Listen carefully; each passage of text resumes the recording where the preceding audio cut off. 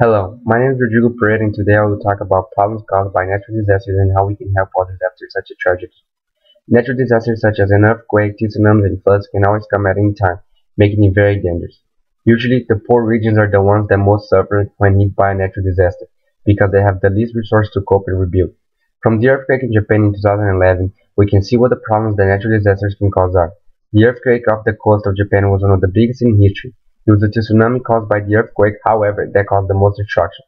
It devastated the northeast of Japan, leaving many thousand dead and hundreds of thousands homeless or evacuated from the area. Another big problem was all the radiation that was released from the nuclear power station. Power generators failed and some older nuclear power stations reached meltdown and suffered explosions and radioactive leaks. Until today, workers are trying to reduce the radiation and help the ones infected. Radioactive material has been detected in many places.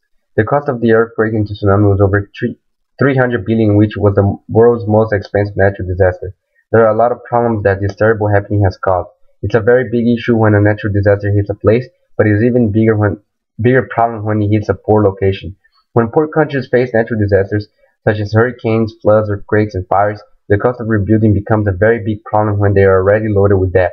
Often, poor countries suffer with trying to save those injured and providing food and accommodations.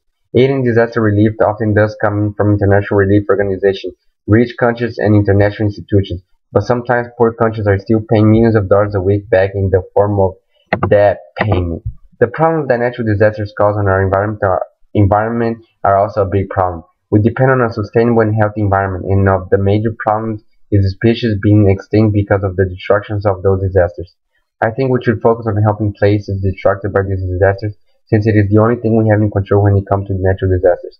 We could help by saving someone's life and helping them financially. After a disaster, we should always manage first aid and seek medical attention for any injured person following a disaster. Do not attempt to move seriously injured persons unless they are in immediate danger of death or further injury. If you must move an unconscious person, first stabilize the neck and back, and call for help immediately.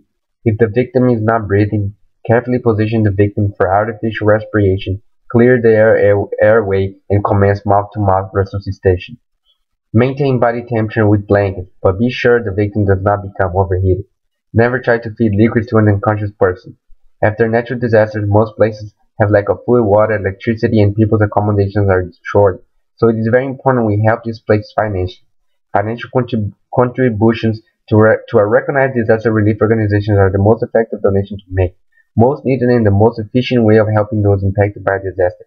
Allow voluntary organizations to fund response and recovery efforts, obtain goods and services locally, and provide direct financial assistance of disaster survivors to meet their own needs. Make a financial contribution to the voluntary organizations of your choice. Thank you.